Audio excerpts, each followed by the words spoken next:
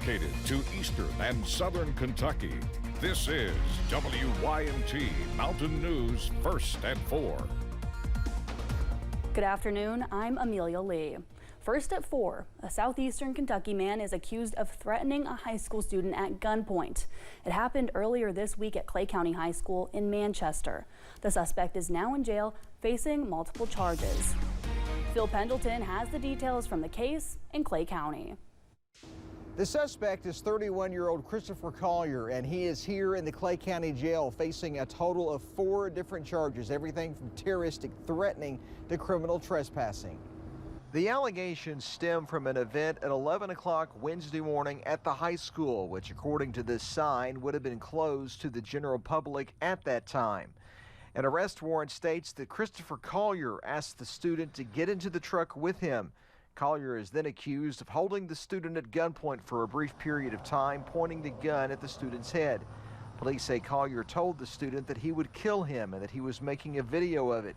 Collier was arrested by the local sheriff's office on Thursday. Collier said that he did not want to talk to us about the allegations. He is being held in the Clay County Jail on a $50,000 cash-only bond. However, his attorney has filed a motion to lower that. In Clay County, Phil Pendleton, now back to you.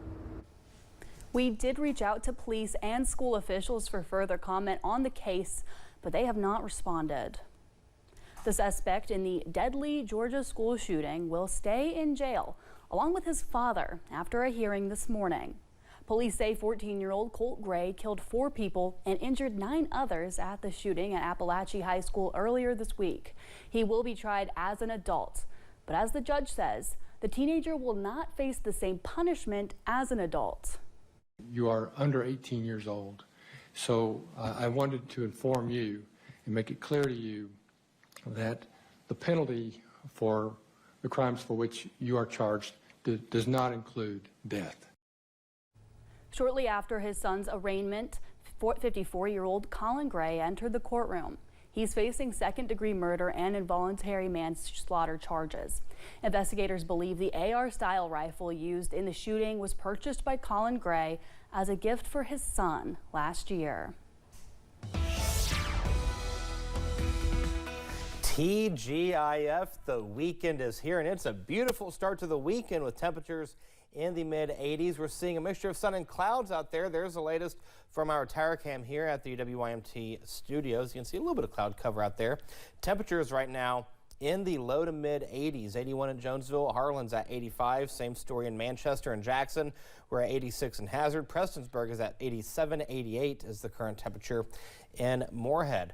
Live pinpoint Doppler radar showing a clean sweep across the area for now. Rain chances will pick up as we go throughout the evening and overnight hours into the early morning hours of your Saturday as a cold front will push through. By the 9 o'clock hour, we'll see temperatures in the mid-70s, low 70s by the 11 o'clock hour, and then mid-60s as we go into the 5 o'clock time frame. And when you wake up in the morning, we'll see temperatures in the mid to upper 50s. And if you think today for the most part was nice, oh, wait till you look at this weekend. Details in the First Alert forecast coming up in a few minutes. Amelia. Eric, thank you. Leaders of the Caleb Conley Foundation are getting ready for a Memorial 5K later this month. It's scheduled for September 22nd in Georgetown. The run will honor Conley and 11 other fallen first responders. The foundation's executive director says the run is a way to get more people involved in the organization while still honoring those lost in the line of duty. I know a lot of the families are coming themselves, and so I want to make sure everything is perfect. That way when they get there, we're honoring their loved one in the way that they want them remembered. Registration costs $35.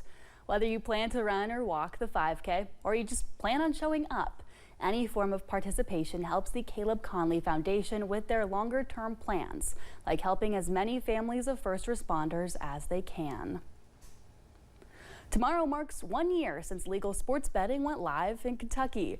State leaders say since then, betting has generated more than $37 million in tax revenue. ESPN radio host Brad Taylor has been running his daily sports wagering show in Lexington since 2020. He says while he is happy about the legal betting, the sports books have leverage over the horse racing tracks. So in essence, DraftKings and FanDuel and the big sports books, they're the ones that are still in charge. And they're still going to have the same rules that you have everywhere else. Listen, what this shows is a whole lot of people were gambling before, and now they can do it in a legally controlled way. Governor Beshear said yesterday he is pleased with sports betting so far, but he does have concerns about how wagering may affect college athletes. Well, the Cats warm up for their first SEC match of the season. Knott County native Tyra Madison is warming up to sing the national anthem. Tyra Madison graduated from Knott County Central in 2015. Since then, she moved to Nashville to pursue her country music career. But she says before her move from music, there was her love for the Cats. And I'm still doing what I was doing when I arrived there, and I wouldn't change it for the world because I'm doing what I love. I'm chasing a dream, and I feel like I'm not working a day because, like I said, like they say, when you're doing what you love, you don't feel like you're working. Tyra Madison says you can find her latest single, Hey Heart, streaming on all platforms. Coming up on First at 4, it's Friday night and we're talking football. We're going inside the locker room for a look at some of the biggest games of high school this week. And if you have plans to go out for Friday night football, I'll have that forecast as well as your Cats forecast coming up in just a few minutes. Stay with us. Everything you love about TV and more. Live, recorded, on demand, all in HD. Plus, easily find and watch your favorite shows. Anywhere, on any device. Great for the entire family and easy to use.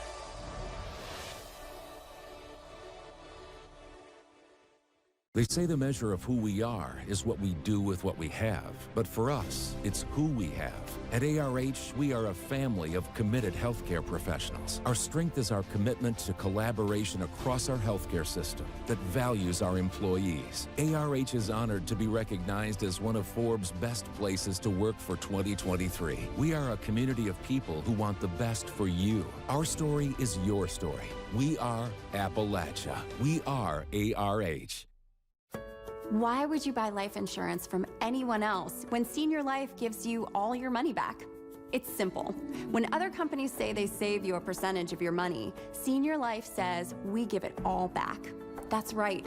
With return of premium life insurance from Senior Life, we don't save you a percentage of your money, we give it all back, 100%. It works like this. If you pass away while you're insured, your loved ones get a check for the coverage amount you chose.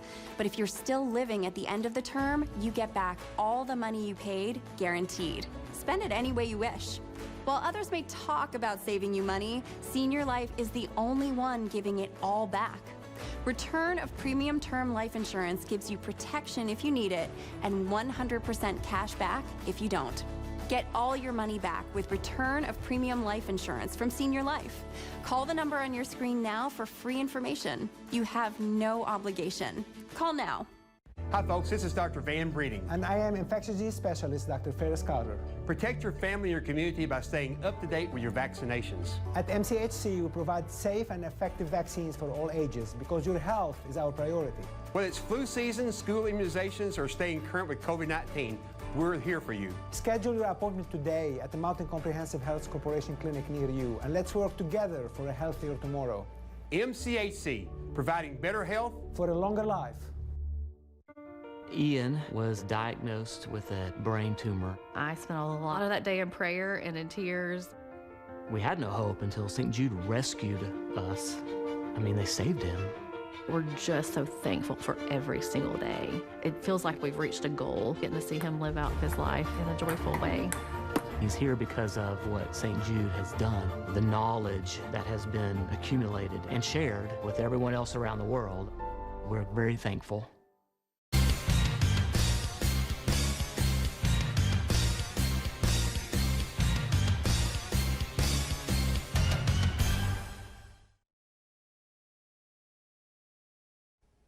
The first edition of Friday Night Lights in September are upon us, and we have some good matchups on the gridiron, including an Alice Lloyd College Top 10 clash for our ARH Game of the Week. WYMT's Jack Demler joins us from the locker room. WYMT Mountain Sports, your home for the Kentucky Wildcats and local high school sports.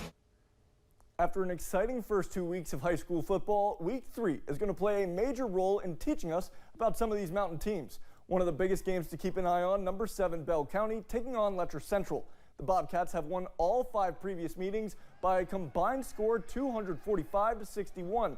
Both teams enter the game 1-1 on the year. Bell County riding the momentum of a hard-fought win over Boyd. Meanwhile, the Cougars are looking to bounce back off a 1-score loss to Raceland. Is this the year the Cougars finally beat Bell County? Another notable matchup, Wesley Hager and the Prestonsburg Blackcats making their home debut against Paintsville. In their last 6 meetings, the Blackcats have won 5. The most recent loss to the Tigers last season. Paintsville held on to win 40-38 last season with a well-balanced attack. A big home debut for Coach Hager, who looks to keep his impressive undefeated start to the season going. And finally, in our ARH Game of the Week, it's an Alice Lloyd College Mountain Top 10 matchup. Number 4 Johnson Central hosting their first home game of the season, fresh off a 37-15 win over Pikeville. They take on number 3 Belfry, who beat the Golden Eagles 48-20 last year, thanks in large part to 370 rushing yards and 6 rushing touchdowns. For JC head coach Jesse Peck, Friday's matchup boils down to one key thing. But I think that the most physical team in this game wins. We've got to line up and play 4 quarters. We've got to take care of the ball. We've got to make tackles in space. And if we can do that, I feel like we have a pretty good chance. For the Pirates, it's their first road test coming off a heartbreaking 1-score loss to George Rogers Clark. Head coach Philip Haywood understands Friday's opponent brings a very physical brand of offense with a lot of size and strength. Last season, the Pirates only allowed 182 rushing yards from the Golden Eagles, but Coach Haywood knew the Eagles were without 2 of their star running backs. With a running room like the one at Johnson Central, Coach Haywood knows the defensive focus is up front. So we're going to have to really buckle them up and play very sound defense. We're going to have to play tough defense because they're not fancy. They just come at you, and we're going to have to come after them as well. Remember, you can catch the ARH Game of the Week on Heroes and Icons, the WYMT News app, and all WYMT streaming services. We'll have highlights from all these games and more on ARH Sports Overtime.